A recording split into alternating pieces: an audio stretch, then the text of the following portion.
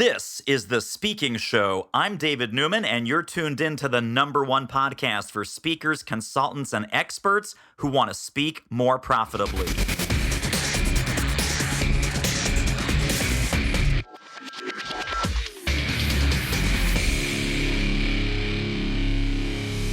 All right, I hope you're strapped in. I hope you're ready. I have Joe Soto of joesoto.net and revenueinbound.com. Welcome to The Speaking Show. I'm here, and I am appreciative of you having me on, David. Thank you so much. So, Joe, you are a rock star in the digital marketing space, and you've worked with a who's who of speakers and experts and consultants and online marketers and offline gurus and business book authors. Give us a quick sketch of the journey that brought you to what you're doing today, and then let's dig into some digital marketing goodies for our listeners. But first, let's give us the quick sketch of what brought Joe Soto to become Joe Soto. Well, that's a bigger question, right? Because that goes right back to how I was raised or my father's impact on my life and my belief sets. But I had to go through a lot of challenges when I was young. I lost my father when I was 18, my mother when I was 7, and kind of was always in survival mode right out of college. I went to college and studied psychology. I thought if I could figure out how other people think, I could figure out how to get everybody else to change, my life will be a lot better.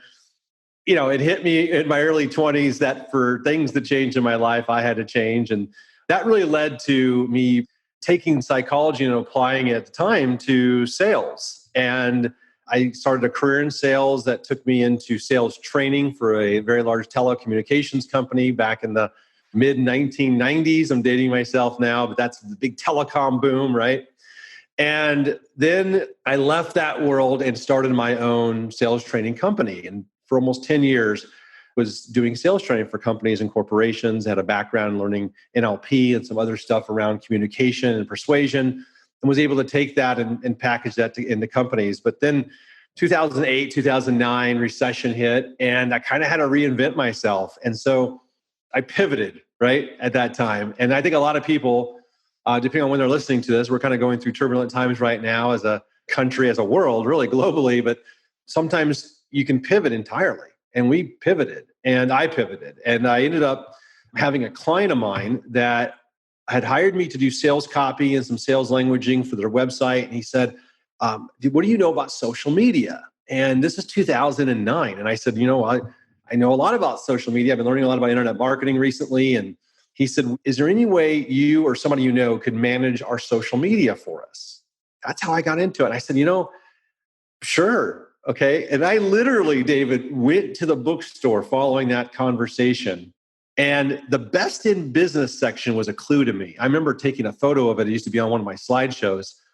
And I looked at the best in business section, and it was like, how to use LinkedIn, how to use MySpace, and how to use Twitter. And remember Twitter Power and Joel Comm and all these early books in social media. And I remember thinking, well, maybe there's an opportunity to have a company or a business or an agency where we can manage social media or social media content or even do blogging. I bought a couple of books on blogging. And I said, and we'll do that. So I offered this company the opportunity. I said, listen, we'll blog for you and we'll social media post for you. And that's how it got birthed. And that turned into a 7-figure agency in my first year. We had hundreds of clients around the country. We were one of the earlier adopters of this type of strategy, which was outsource social media help. And we didn't really know what we were doing. But I remember coming home with that big stack of books. And my wife says, what are you doing? I said, I have to learn this stuff. I said, I have to dive into this. I think there's an opportunity right now when crisis is hitting or we're going through tough times or going through recession. You can focus on the fear and the negativity of that, or you can focus on where might be the opportunity where I can help people and help businesses. And so I saw this as an opportunity to help business owners and also not have to travel as much at the time that I was doing a lot of sales training travel. And I'm like, this might keep me grounded a little bit. Although because we grew so fast, I was traveling to a lot of clients. That's how I got started. But fortunately at that time, I ran into a couple of people, and one of them being our mutual friend, Jeffrey Gittimer. And I sponsored one of his events. And he had Sally Hogshead there, and Lewis Howes was there, and a couple other speakers I'm sure you're familiar with. They were kind of earlier in their career back then in 2009, especially Lewis. And I remember saying to Jeffrey, we were at a conference of his called Social Media for Sales Pros. And I thought, man, his own social media probably could use some elevation right now. Maybe he'd be willing to hear me out. And that's how I earned the right to have him as a client. And that led to some introductions as well as some other people. Then we went to and approached and said, we could probably help you with getting your blog online, getting your social media presence. I mean, back then, Jeffrey Gittimer didn't even have a YouTube channel or a blog, and neither did most people back then. So we were helping people on that front. That turned into, obviously, a more well-rounded digital marketing agency and now a digital advisory firm. We've helped clients all around the world. I got an opportunity to work with Ty Lopez back in 2016. He asked me to come in and kind of help co-teach and be one of the lead trainers in his social media marketing agency program, and said, I need somebody who's built an agency to teach people how to do agencies. And I said, okay, this is new for me, this online course and online educational world, but I'll try it. In 2016, I did it for him. And he did over $40 million in sales with that course alone. It really springboarded, I think, his online educational programs. He did very well, not just with that one, but other ones he came out with. I think it was his bestseller. And that opened up the door for me to think maybe I could offer some online courses. And so now I'm also playing in that space and helping to educate other people that are young, aspiring, or new, aspiring digital consultants and digital entrepreneurs. So that's maybe a little longer story than you wanted to hear. But no, that was perfect. That was great. So, Joe, would you say it's accurate that you really have sort of two main niches? One is the expert speaker consultant industry, obviously folks listening to this show, and then another niche in the agency world, helping agencies market themselves and to expand their service offerings, grow their revenues, etc. Correct. And a lot of those people are digital consultants. So they don't have an agency yet, but they kind of see themselves as maybe an agency owner. I define agency as once you start having a team of people who are helping you kind of take on the work. It's different than a digital consultant who might also kind of serve as an agency if they're outsourcing or kind of playing that middleman. It is a couple different niches. It's actually something that has been interesting to navigate over the last couple of years, because in the expert space where you're giving advice online, and I now have online coaching programs like you and to that niche, and also do live events. I do one live event a year. That doesn't seem like much, but every year we hold those live events, and then we get a few people who also want to be part of our mastermind group, and that'll come out of that. But it's an opportunity to serve and give back to something and you have experience in, but it's fun too, and everything's gone digital and virtual. And now we're kind of being forced into the digital landscape like you and I have talked about. And I think there's just a huge opportunity to serve and be able to give our gift. That's kind of the motto that we have right now is how do you give your gift, Hey, good looking. Are you currently getting paid to speak? Would you like to ramp that up? We can help. Book a confidential speaker strategy call with our team at doitmarketing.com/call, and let's see what we might do together. The call is free, but the results may be priceless. Would this be a good time to pivot into our 9 strategic questions? Sure, we can. It may not to get to all 9, but I know that you've got some really smart prompts and some really smart principles that will help people look at what they're doing with their digital marketing, and especially if they want to accelerate.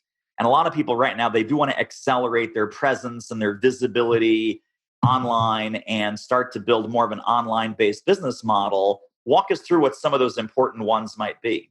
Well, I think all of it's important. So I'm going to kind of flip back and forth to my notes here, if you don't mind.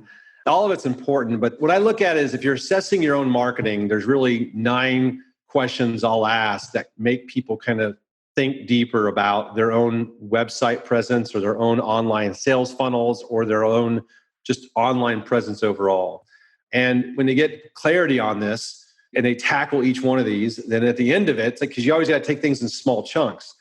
And I start a lot of my coaching programs off with the first one, which is clarity. Am I 100% clear on who my audience is, who my niche is, and what my service or what my offer is? So getting clear on your audience and your offer. There's a few people out there that will tell you most people don't have a challenge getting new traffic, because you can get it in some creative organic ways, and you can also pay for traffic, right? Facebook ads and YouTube ads and LinkedIn ads now and everything in between. It's typically not a traffic problem, although some people are paying too much for that traffic. And then they have a little bit of a traffic problem, but most people can figure that out. And then it's like, well, then you have a conversion problem. That most people have a conversion problem. And where the root of a conversion problem, though, is not having a strong offer. And because anything that's appealing enough that most people would say yes to, if you get that good of an offer, if it's an irresistible offer. Years ago, Mark Joyner, kind of the grandfather of internet marketing, coined the phrase in his book. He actually wrote a book called The Irresistible Offer, kind of coined that phrase. People take it lightly, though. So are you clear on who you're serving and what your offer is? So that's number one. And it's deep. I just was reading a book on traffic, and it starts with, let's first start with getting clear on who our audience is. So, with your audience and the people you deal with, my guess is you kind of start there too. Some people call it the ideal client profile, your avatar, we used to call it, I used to spend some time in the corporate world, we called it buyer personas. Yeah. What do you call it? I call it buyer persona. You call it buyer persona. So in our training and with our clients, we say you have to be really crystal clear on your buyer persona. Yeah. You have exercises and, what are they saying and what are they thinking and what are they complaining about and what job titles do they have and what are their personal traits and behaviors and characteristics and values and all kinds of crazy stuff. Now, I get a lot of resistance on that, and maybe you do too. Because what no one wants to admit, what no marketing coach, no marketing expert wants to say to a client is, by the way, this is really, really, really, really hard and it's worth it. And once you solve this one thing, all the rest of your problems will fall over like dominoes. But if you don't solve it, you are continually going to be shooting and missing a little bit or not quite landing or gosh, that could have gone better. And it's so funny because we're literally, once you dial it in, your entire world changes. And that's only one of your 9 things, I realize, but it's profound. And I think there's a lot of people listening to us right now, Joe, that if you ask them, are you really clear on who your ideal buyer and ideal prospect is and what your best ideal offer is to help that person, they will tell you yes. Yeah. They sit down with you or they book a breakthrough call with you. You ask a few surface level questions and you realize they have no freaking idea. Yeah, they're not clear. Even hearing you, when you were saying my niches, my reaction, because I have dove so deeply into this subject, I got a little cringing because I'm like, that even is too broad. Because I work with agency owners or digital consultants that are startup to 7 figures. It gets even more defined than just agency owners or consultants. There's definitely other programs that can take people from 7 to 8 figures, but the market I serve, because I know precisely what it took to go from scratch, 0, to getting new clients, to servicing those clients and getting them results, to earning a referral-based business ultimately in the agency world, and how to get through those phases to get to a place where you're earning 7 figures or building a 7-figure business. You're not necessarily earning all 7 figures. That would be nice. And building a 7-figure business. Some people hear 7-figure business, they think that means you just earned all of a sudden 7 figures. But building a 7-figure business, that's my niche. It dives into that. And then inside of that, it gets very specific with what I'm actually going to teach, and does that match up to the personality of the person I'm talking to. So if you can dial that in and get specific. Some people think get specific means narrowing the niche. No, it means getting specific about the person that you're going to talk to in your messaging, in your marketing, and who's going to be that, one or more of those ideal buyer personas. Yeah. Let me ask you this, because I know this is an advanced question. I know we're still on our first central question here about the clarity. In your world, and either you yourself or your advice to clients, there is struggle language and there is achievement language, right? And there's struggle messaging. Hey, if you're struggling with this, if you're pissed off about that, if this is a problem, this is an obstacle. One school of thought says, oh my gosh, I'm going to attract the strugglers, as opposed to the language of achievement and success, where they want more success. They want to get further ahead. They want to multiply and amplify the success they've already had.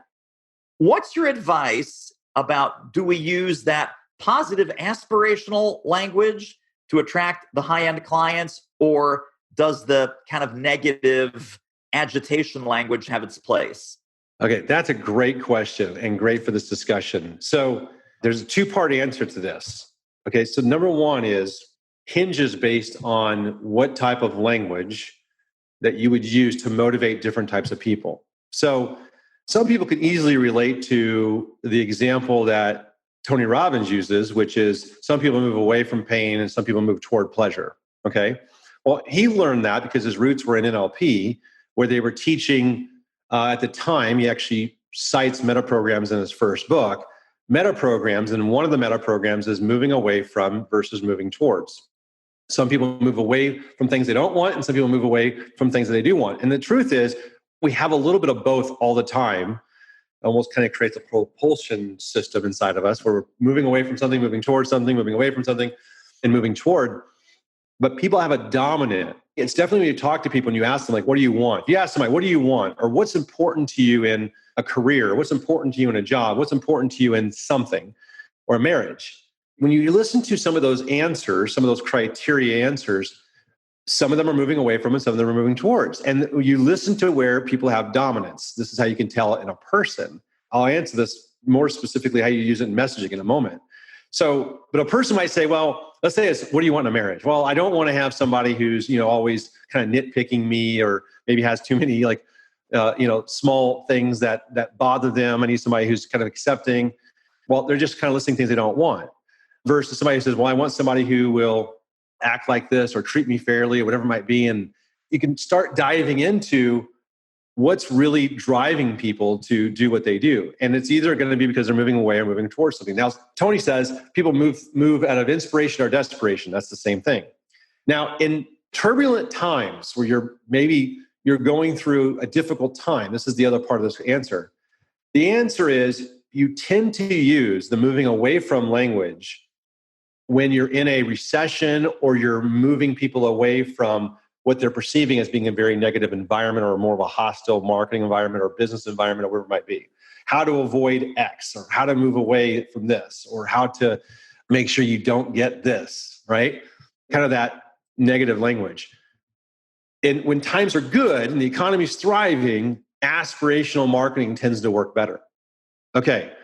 But my answer, if I was coaching a copywriter or coaching a marketer or anyone who's thinking about the messaging on their website would be to use a combination of both. So you might say, here's how you get this while avoiding this, or avoid this while still being able to obtain or get or achieve this, because we don't know which type of person's hitting the website. And the reason why people struggle with this, David, the gurus out there, is they teach from the style that they are the most.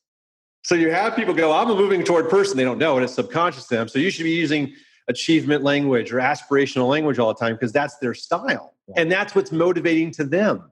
Yeah. Then you get other people saying, no, got to use this. Are you struggling with this? And you're trying to avoid this because that's what motivates them, the stick, carrot versus stick. We've heard this for years, but people don't realize you can't guess necessarily who's going to be landing on your site.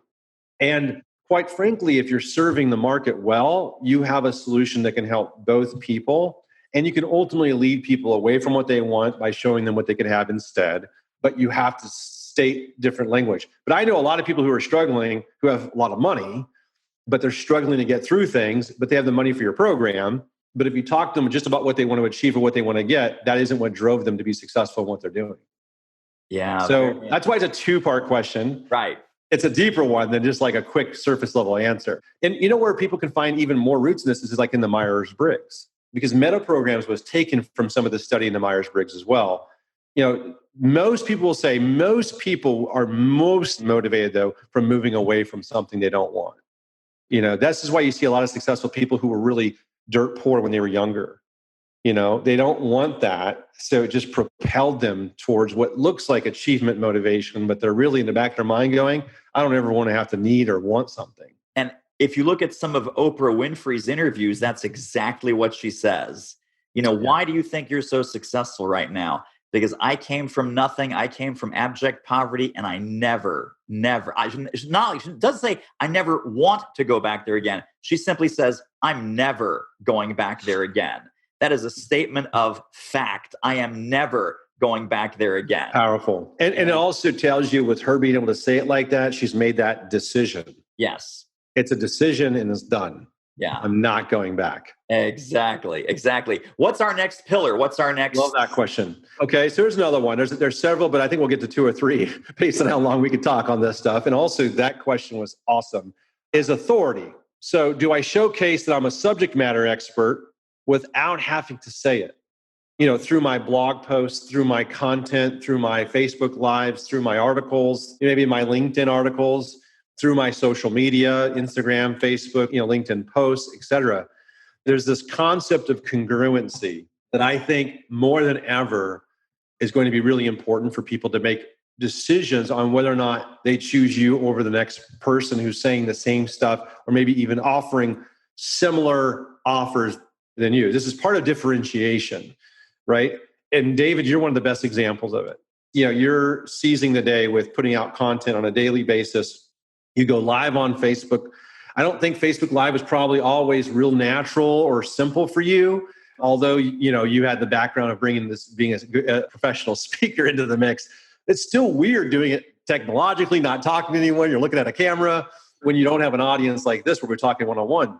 But for most people, they have to get through that uncomfortableness where they're getting to a place where it just becomes more natural and it's just part of their daily routine. And that starts with scheduling it, obviously, and committing to it and deciding to it. But I think this is where you could maybe shed some light on this, because I think you're a living example of what it means to showcase that you're an authority without having to call yourself an expert.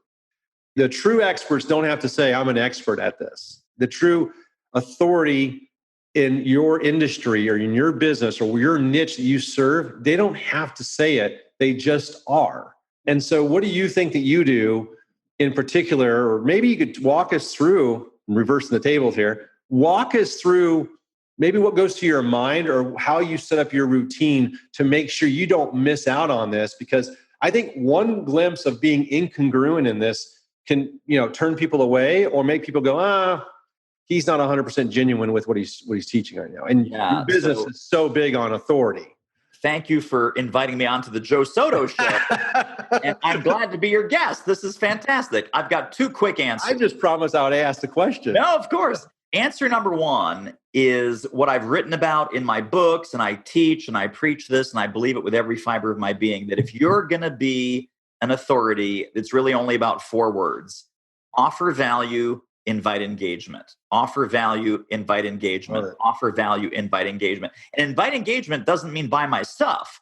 Invite engagement means, hey, Joe, what do you think? Comment, like, share, subscribe, download, grab this goodie, buy this book. And by the way, it's not even my book, right? Yeah. I'll recommend your book. I'll recommend Gittimer's book. I'll recommend our friend Ken Walls. You should be following Ken Walls on Facebook Live, and you should be buying his stuff.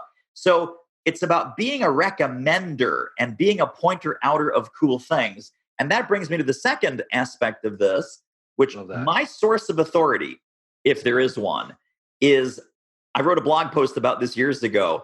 The blog post was called Why Your Business Needs to Flop. And FLOP is an acronym for feature and leverage other people. I love it. And leverage other people. Because an embedded characteristic of any expert is they showcase other experts. They bring other people to the attention of their audience that could help their audience. It's not a me-centric message. Yeah. It is a value-centric message. Am I the only source of value for my audience? Of course not. I want them to be connected to Joe Soto. I want them to be connected to Bob Berg. I want them to be connected to all of our guests, Jay Baer, and all the fantastic folks that have been on the podcast and on our live streams that we do together, you and me and Ken and Joe Ingram and all those fantastic people. Yeah. So I think those two things is really adopting offer value, invite engagement, and then feature and leverage other people. Those are my 2 big plays in the authority playbook. Well, and you do it consistently. So you're not just doing it once in a while or when you feel like it. You're doing it really almost daily, featuring other people, at the very least weekly. And you're keeping yourself to a schedule that consistently showcases that you're an authority and a subject matter expert. And people can draw that conclusion because of the value you're giving and the people that you're introducing that adds additional value in addition to what you're doing. So this is where the interesting dynamic of most people watching this know they should be putting out daily content. They realize that you have a television and Facebook now. that you don't have to pay for, you can get in front of on Facebook Lives. And ultimately that can gain traction. I think sometimes people think a little bit of traction doesn't mean that someday won't be a lot, but a little bit of traction means it will someday be a lot if you're consistent.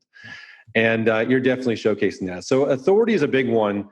And it's a differentiator in the marketplace. Imagine I'm wanting to learn the speaking business from someone. Am I going to learn from somebody who's dark or someone who's demonstrating what it's like to be an authority in the speaking business that's willing to teach and show me that, which you're willing to do? And I know you do an amazing job of. So that's a big one.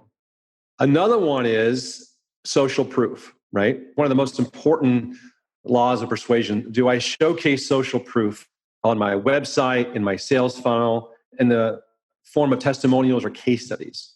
And I know that you do, but what do you think stops people from maybe taking the actions to get some of this stuff on their website? So one of the things I've found is that most people just don't take the time to interview their own clients or talk to people they've helped.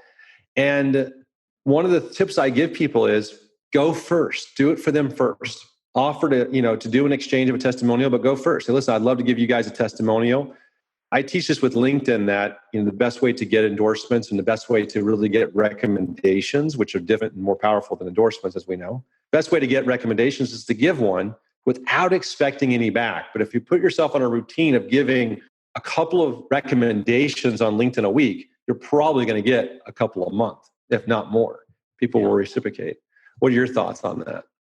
Well, I'm going to go deep into the grass here, deep into the weeds. Good. I will tell you why I think some people don't ask for testimonials, ask for, hey, let's hop on a Zoom call. Hey, can you share a little bit about your experience working with us?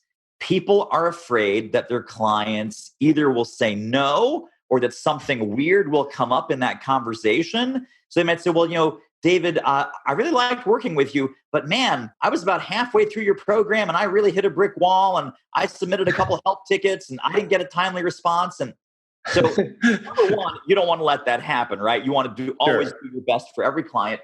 But what people don't realize, and big hint here, Joe, I hope people are ready, you can edit those interviews. So if they say, David, I'm so glad I signed up. You changed my life. Everything was awesome. Except there was that one time that you guys totally lost my support ticket and I have no idea where it went. And then we straightened it out and you guys were awesome. Either A, you can leave that in because that makes everything else that they say 100% believable and authentic. Or if they do bring up something weird or funky or, I haven't made money in the past 6 months, even though I took your program last year. Well, obviously you can edit that part out. And then once the cameras are turned off, offer to help that person. Say, hey, you kind of dropped this bomb on me. What can I do to help? Do you want to hop back in the program? Do you want to hop on a one-on-one call? How can I support you?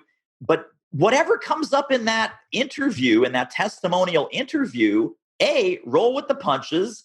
B, you are getting 0% of that testimonial right now by not interviewing people, by not having people come on camera with you. And I think video testimonials are one of the most powerful sources of the social proof that you're recommending. Written testimonials you can make up and just slap up there, and then who's going to know the difference? Yeah. You shouldn't do that, but people can theoretically. Well, I also noticed you do something that I teach agency owners to do, which is to have case studies. Yes. So you're taking a video, testimonial kind of that next level. Right. It's not like just a little 30-second clip about David's awesome. David's program is great. I mean, it's literally deep dive, 12, 15, 20-minute interviews. So you get to look into the whites of their eyes the whole time. Yeah. And it's not just David was great. What did David do? How did you come into the program? What were you looking for? What were you afraid of? What kind of programs have you invested in the past? How is this different? Where's your business today? What would you say to someone who's considering hopping into the program? These are the questions that I ask. And so you can't help but get gold when you ask the right kinds of questions like that. And I think that the case studies become a great prospecting strategy. Depending on what, who's watching this, there's a variety of ways that you can leverage and use the case studies. You could put the case studies on your website so someone certainly can find them if they land on your site, and you make it easy for them to navigate and see those and review those. But it's also can be part of an outreach strategy. Hey, can you relate to Susan? And you share a little bit of the case study maybe in an email, and you share the case study from the email and invite people in to learn about Susan's story that they can make them connect to. Yeah. A lot of times those case studies, and I know you have some case studies that you leverage like this, they add value in and of themselves by sharing their story and what they did differently. But it's validation, right? It's also validation. It's also something that can increase your authority. What a great episode. Wowza. Tell you what, if you want to ramp up your revenue as an expert who speaks professionally, you should really check out our free online training at doitmarketing.com/webinar. Well, I think we have time for one more, and then I want to ask you how people can get in touch and stay in touch with more Joe Soto brilliance. We'll give them one more nugget. So this one is a little more overarching, but it's on competitive differentiation. So what makes my business different? And I would ask it of the marketing agencies, but I would say of your niche. So if you pick your niche, so in my case, it would be what makes my business different than the next marketing agency across town? And then the follow-up question is, does my website and my online presence communicate this clearly? That's the important part, right? Because it's one thing to say how you're different. It's another one for somebody to come to that conclusion within the first 3 to 5 seconds of landing on your site. A lot of times that can be done with showcasing people you've worked with that maybe are people that are well known, and that alone can differentiate you. Maybe it's the case studies that you have on your site that competitors don't have because maybe they don't have the case studies or haven't gone the extra mile to get them. A lot of times it's you. I think that the person behind the business often is the differentiator. I think in your business, there are other people who teach speaking stuff in your industry and field, David. But you are correct. But you are such a unique individual in that you are layered with all kinds of skills from marketing to sales to speaking. You have the designations to prove that and back that up. You have the business that you've built to back that up. You have the case studies to back that up. But you as an individual, that's who people buy, right? At the end of the day, they're buying an opportunity to work with you. And I think that what happens is we tend to treat our websites too much like brochures, too much like, this is just a source of just some information about our business, our company, or even our social media like that, by not putting, ourselves out there more and showing that, hey, this took me a while to learn. I had started asking clients. One of my business coaches taught me this years ago. He said, start asking your clients why they picked your business, your agency. And it almost always was because of me. They're wanting to work with me. And I'm like, well, what is it about our company though? Like, well, we liked your ideas. And it was me again. Like, okay, wait, what about the ideas? Well, we liked some of your strategic concepts or some of the ways that you suggested that we handle content, some of the ways you suggested we do advertising, which was very unique. It was me. I asked people what they liked in the Ty Lopez program that stood out. I'm thinking they're going to tell me different lessons and concepts, or like, I liked how you explained it. So once you realize, and this is for anybody watching, that it's probably going to be you as one of the main differentiators. Now, obviously, as you scale, that can transfer to people that represent your company, that serve as the front lines. It becomes the people in the company that are the difference. But I really think that the good news is that's the part we can control. You can control how often you want to show up on Facebook Live, how often you want to show up on LinkedIn, how often you want to show up. And when someone lands on your website, are you using you and or your people in the front somewhere in video or in training or in education or in social to truly differentiate yourself from the next person they're going to be talking to? Because at the end of the day, I always say that people overestimate one of the most important things people are assessing whether or not they're going to do business with you. Yeah, maybe they're looking at a little bit of the website. Do you look the part? Are you professional? Are you congruent in your messaging and marketing? They're going to be looking at the fees.